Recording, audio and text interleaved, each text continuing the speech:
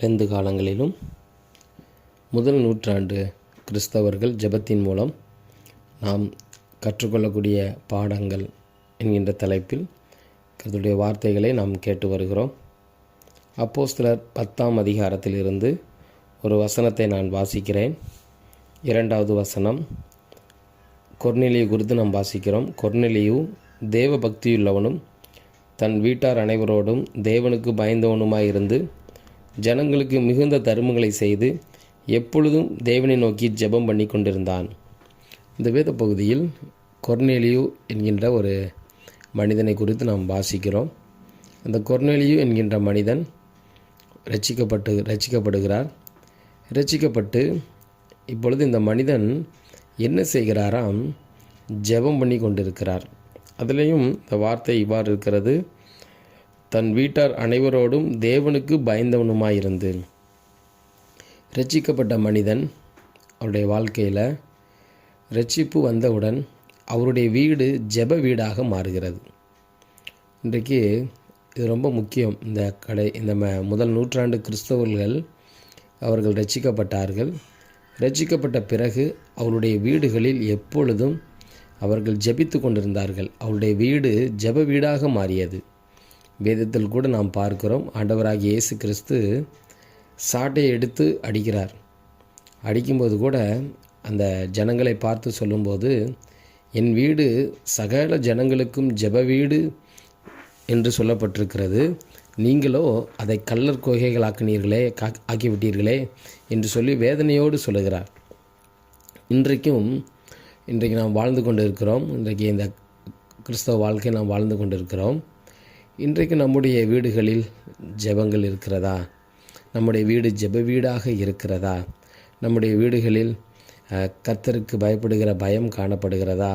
நம்முடைய வீடுகளில் குடும்ப ஜெபம் ஒழுங்காக இருக்கிறதா? நம்முடைய வீடுகளில் தனி ஜெபம் ஒழுங்காக இருக்கிறதா? நாம் ஒரு நாளைக்கு 1 மணி நேரமாவது நாம் ஜெபிக்கிறோமா? நாம் ஒரு நாளைக்கு குறைந்தது ஒரு 10 அதிகாரமாவது நாம் வாசிக்கிறோமா என்று நாம் அறிந்து நாமே ஆராய்ந்து அறியும்படியாய் நாம் அழைக்கப்படுகிறோம். காரணம் என்ன? ரட்சிக்கப்பட்ட பிறகு நம்முடைய வீடு ஜெப வீடாக மாற வேண்டும். அதைத்தான் கர்த்தர் விரும்புகிறார். காரணம், ஜெப வீடாக நம்முடைய வீடு மாறும்போது நம்முடைய வீட்டில் எப்பொழுதும் தேவனை நோக்கி ஜெபிக்கக்கூடிய ஒரு வீடாக நம்முடைய வீடு மாறும்போது நம்மை கொண்டு கர்த்தர் பெரிய காரியங்களை என்ன செய்வார்? நம்முடைய குடும்பத்தை ஆசீர்வதிப்பார். முதலாவது, எப்பொழுது நாம் ஜெபிக்க ஆரம்பிக்கிறோமோ நம்முடைய குடும்பம் ஆசீர்வதிக்கப்படும். எப்பொழுது நாம் ஜெபிக்க ஆரம்பிக்கிறோமோ நம்முடைய வாழ்க்கையில் கர்த்தர் நம்மோடு கூட இருந்து நம்ம என்ன செய்வார்னா வழி நடத்துவார். வேதத்தில் யோபுவை குறித்து சரித்திரத்தில், யோபுவின் சரித்திர புஸ்தகத்தில் இவ்வாறு இருக்கிறது. யோபு இவ்வாறு சொல்லுகிறார், என்னை ஆண்டவர் தான் என்னை தொட்டார் அப்படி என்று சொல்லுகிறார். காரணம், எனக்கு அந்த வேத பகுதியை வாசிக்கும்போது எனக்கு ரொம்ப ஷாக்காக இருந்தது. என்னவென்றால், யோபு சொல்லுகிறார், என்னை ஆண்டவர் தான் தொட்டார். அவருக்கு தெரியும் பிசாசு என்னை தொட முடியாது, பிசாசு என் பக்கத்தில் கூட வர முடியாது. காரணம் என்ன?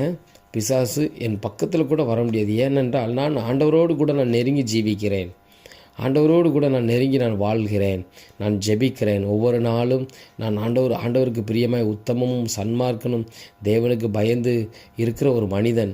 என்னுடைய வாழ்க்கையில் ஆண்டவர் நல்ல ஒரு பாதுகாப்பை தந்திருக்கிறார். காரணம், என்னை பாதுகாத்திருக்கிறார். நான் ஆண்டவருக்கு பிரியமாய் நான் வாழ்கிறேன், கர்த்தர் என்னுடைய குடும்பத்தை பாதுகாத்து வருகிறார் என்று சொல்லி அதனால்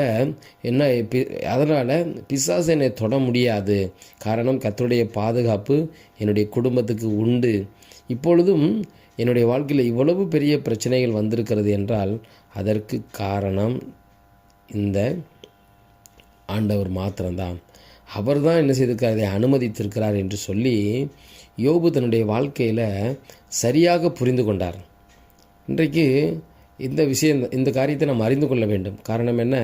என்னுடைய வாழ்க்கையில் நான் ஒழுங்காக ஜெபித்தால், என்னுடைய வீடு ஜெப வீடாக மாறினால் நிச்சயம் கர்த்தர் நம்மை வேலியடைத்து பாதுகாத்து கொள்வார். முதல் பாதுகாப்பு, முதல் ஆசீர்வாதம். 2வது ஆசீர்வாதம், ஜெபிக்கும்போது நம்முடைய வாழ்க்கையில் மேன்மைகளையும் உயர்வுகளையும் நாம் பெற்றுக்கொள்ள முடியும். 2வது பாதுகாப்பு. மூன்றாவது, நாம் ஜெபிக்கும்போது நம்முடைய வீடு ஜெப வீடாக நாம் மாறும்போது நம்முடைய வாழ்க்கையில் பரலோக தரிசனங்களை நாம் பெற்றுக்கொள்ள முடியும். நம்முடைய வீடுகளில் நம்முடைய குடும்பத்தில் பிள்ளைகள் ஆசீர்வதிக்கப்படுவார்கள். நம்முடைய எதிர்கால சந்ததி ஆசீர்வதிக்கப்படும். இப்படிப்பட்ட ஆசீர்வாதங்களை எல்லாம் நாம் பெற்றுக்கொள்ள வேண்டுமென்றால் நாம் ஒழுங்கும் கிரமமாக முதல் நூற்றாண்டு கிறிஸ்தவர்களைப் போல நாம் ஜெபிக்கணும். விசேஷமாக வாசிக்கேட்ட வேத வசனத்தின்படி அப்போஸ்தலர் 10ஆம் அதிகாரம் 2வது வசனத்தின்படி கொர்நேலியுவை போல நாம் என்ன செய்ய வேண்டும்? ஜெபிக்க வேண்டும். கொர்நேலியுடைய வீட்டில் எப்பொழுதும் ஜெப சத்தம் கேட்டது போல, எப்பொழுதும் கர்த்தருக்கு பயப்படுகிற பயம் அந்த இடத்துல காணப்பட்டது போல, அந்த வீட்டில் காணப்பட்டது போல நம்மிடத்திலும் நம்முடைய வீடுகளிலும் இப்படிப்பட்ட காரியங்கள் காணப்படும் போது கர்த்தர் நிச்சயம் நம்மை ஆசீர்வதிப்பார். இந்த நாட்களிலும் இந்த காலங்கள் நாம் கிட்டத்தட்ட கடைசி நாட்களுக்குள்ளாக நாம் கடந்து வந்திருக்கிறோம். உலகம் அழியப் போகிறது என்ற செய்தி, உலகத்தில் யுத்தங்களின் செய்திகளையும் கேள்விப்படுவீர்கள் என்று சொல்லி நாம் வேதத்தில் வாசிக்கிறோம். நாம் கடைசி காலகட்டத்தில் வாழ்ந்து கொண்டிருக்கிறோம். எனவே இந்த முதல் நூற்றாண்டு கிறிஸ்தவர்களைப் போல நாம் ஜெபத்தில் தரித்திருப்போம். நம்முடைய வீடு ஜெப வீடாக மாறட்டும். கர்த்தர் தான் நம்மை ஆசீர்வதிப்பாராக. Thank you so much. May God bless you.